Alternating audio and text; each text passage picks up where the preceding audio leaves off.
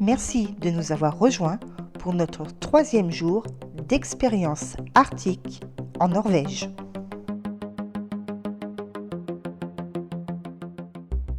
Nous nous réveillons à Andenes, point de départ de notre découverte des îles Lofoten, dont nous avons déjà découvert 2 merveilleux villages le jour précédent.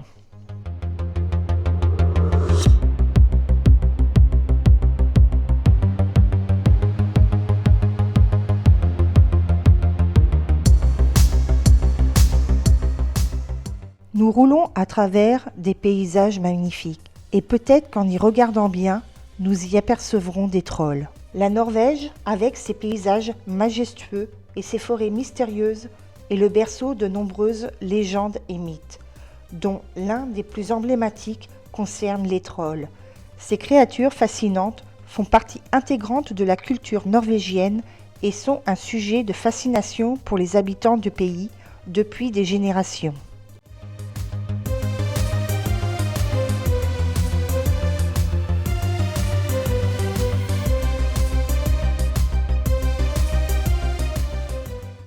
Les trolls sortent de leur cachette seulement au coucher du soleil et disparaissent avant que le soleil ne se lève.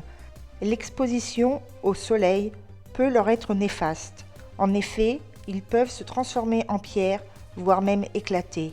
De temps en temps, certains d'entre eux oublient de se cacher du soleil et on peut voir aujourd'hui à divers endroits des formations rocheuses qui ressemblent étrangement à des trolls.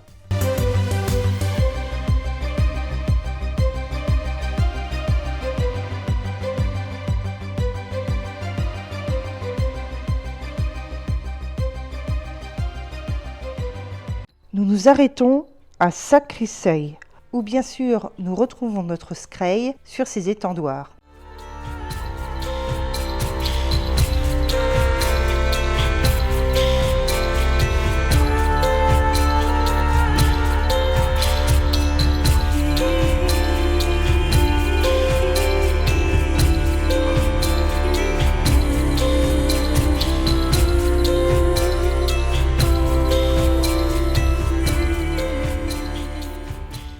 Le village est situé sur une petite île située au pied d'Olstind, l'une des montagnes les plus emblématiques des Lofoten.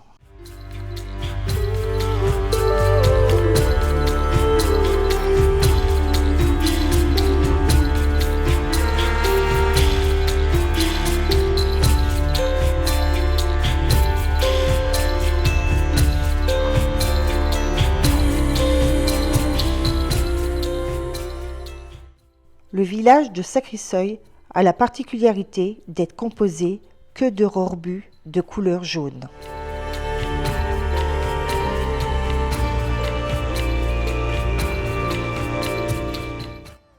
Traditionnellement, les maisons norvégiennes étaient peintes en rouge, jaune ou blanc. La couleur choisie par les propriétaires dépendait principalement de la situation financière de la famille, de sa situation géographique et de sa profession. La couleur rouge était la moins chère à produire. La couleur jaune était un peu plus chère. On mélangeait alors de l'ocre avec de l'huile de foie de morue pour obtenir cette couleur.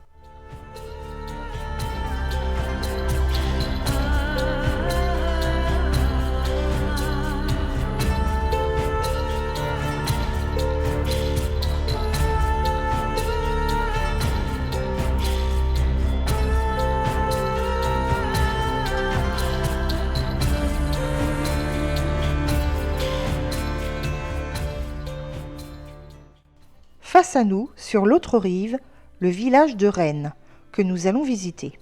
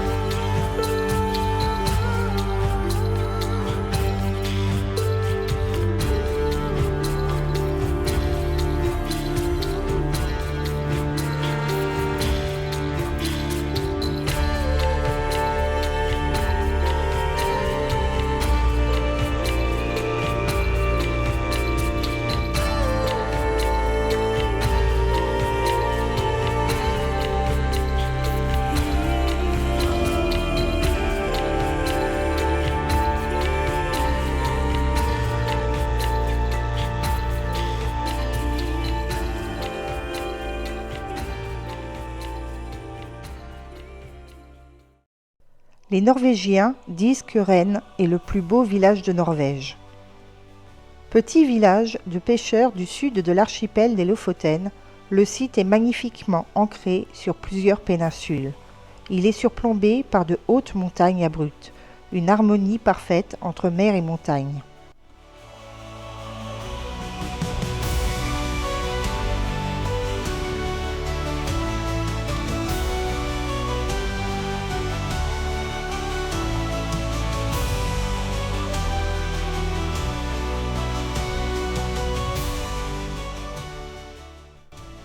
L'activité humaine sur l'archipel des Lofoten remonte à 5500 ans, mais c'est avec l'arrivée des Vikings que le tableau se précise.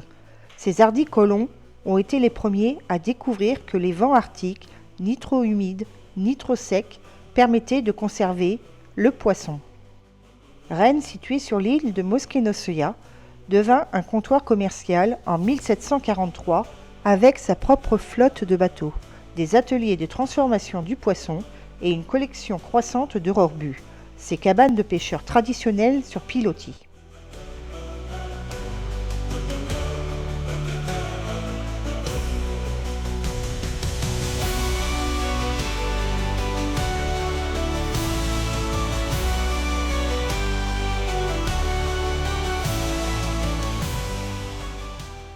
Nous sommes au-delà du cercle polaire. Et pourtant ici, le climat n'a rien de glaçant. Le Gulf Stream protège l'archipel aux 7 îles de températures extrêmes et le baigne de sa douceur. C'est l'une des raisons pour laquelle le cabillaud vient s'y reproduire en plein hiver. Et de ce fait vivre la région depuis le Xe siècle. Le cabillaud, une fois séché, devient morue et inonde les marchés portugais, espagnols et italiens.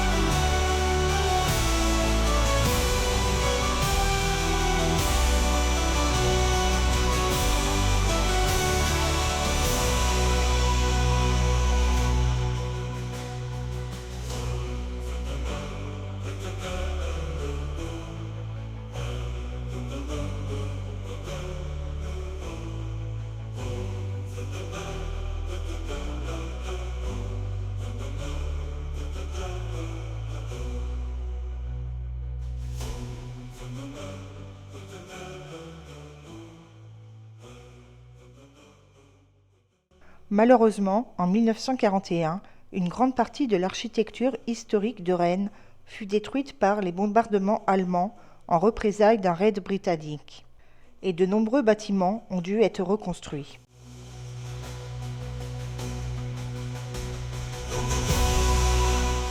L'église de Rennes est une église paroissiale dans la municipalité de Moskenes. Cette église en bois a été construite dans un style d'église longue, en 1890. L'église longue est le type d'église le plus courant en Norvège.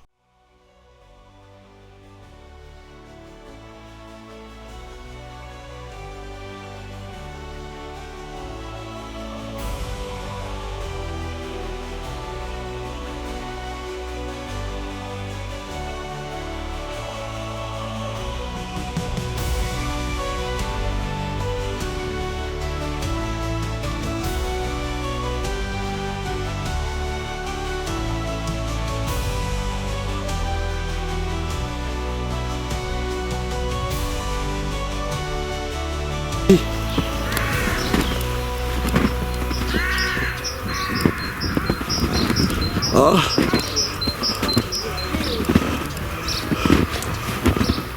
Y a pas de neige là.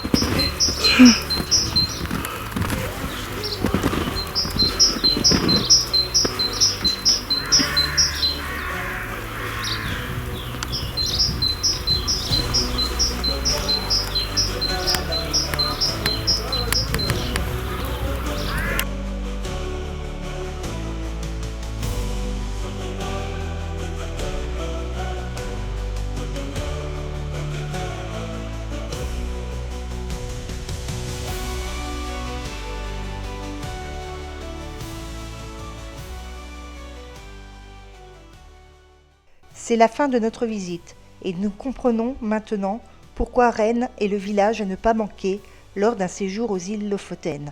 C'est un vrai décor de carte postale. De plus, en été, c'est l'un des plus beaux endroits aux îles Lofoten pour admirer le soleil de minuit. Et nous voici en route vers un autre site incroyable.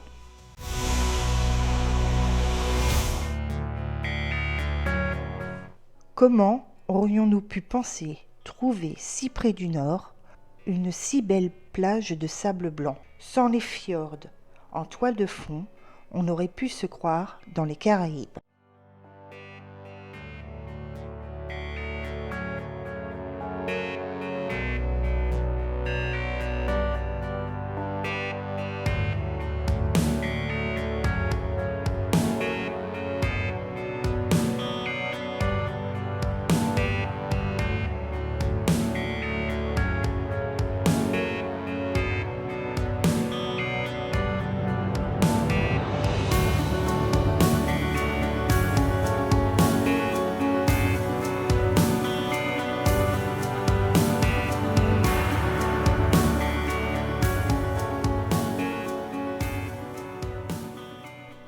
Les îles Lofoten, comme une grande partie de la côte ouest norvégienne, sont une exception climatique. À cette latitude, sans le courant chaud du Gulf Stream, les îles seraient recouvertes de glace et aucune végétation ne pourrait s'y développer. Or, grâce au courant marin chaud de l'Atlantique Nord, l'archipel bénéficie d'un climat océanique doux, qui lui permet d'avoir en janvier des moyennes saisonnières de 1 degré. Et des étés frais, avec une moyenne saisonnière en juillet de 13 degrés. Si la température peut monter exceptionnellement jusqu'à 30 degrés en juillet, il est courant d'avoir de belles journées à 25 degrés durant les 3 mois d'été. Mais ces belles perspectives ne doivent pas vous faire oublier que vous êtes dans une région arctique, à proximité du pôle Nord. Les changements de température peuvent être brusques, d'où la nécessité d'un bon équipement vestimentaire. La proximité de la mer ainsi que le relief très montagneux des îles font que la météo peut être différente d'un endroit à l'autre des Lofoten. Ainsi, il n'est pas rare qu'au même instant, il fasse beau sur la côte est et qu'il pleuve sur la côte ouest, 10 km plus loin ou inversement.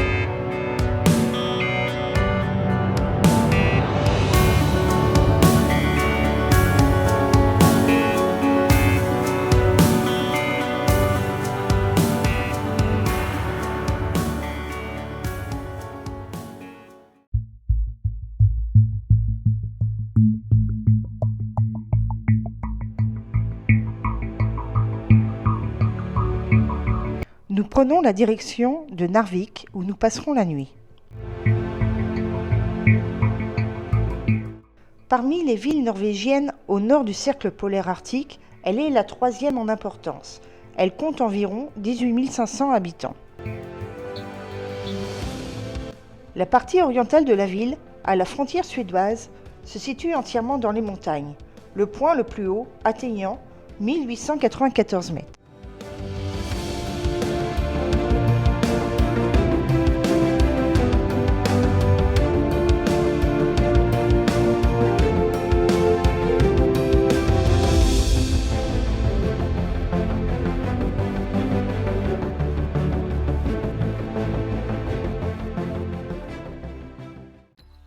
Ce soir, il n'y aura pas d'aurore boréale, car le ciel est couvert.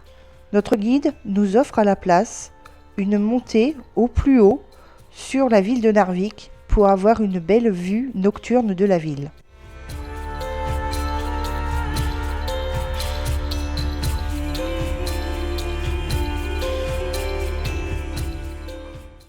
En circulant dans les rues de nuit, nous avons pu observer une tradition norvégienne et que l'on retrouve aussi dans d'autres pays scandinaves. Des lampes pour réchauffer l'hiver, un éclairage très important pour le moral et qui reste allumé même quand la maison est vide ou que ses occupants dorment. Dans les îles Lofoten, la tradition raconte que ces lumières guident les personnes qui pourraient se perdre dans la nuit, pour qu'elles sachent qu'elles seront toujours les bienvenues dans cette maison. C'est une habitude aussi qui date du temps où il n'y avait pas d'électricité. Il fallait garder les maisons éclairées pour que les pêcheurs se repèrent à leur retour.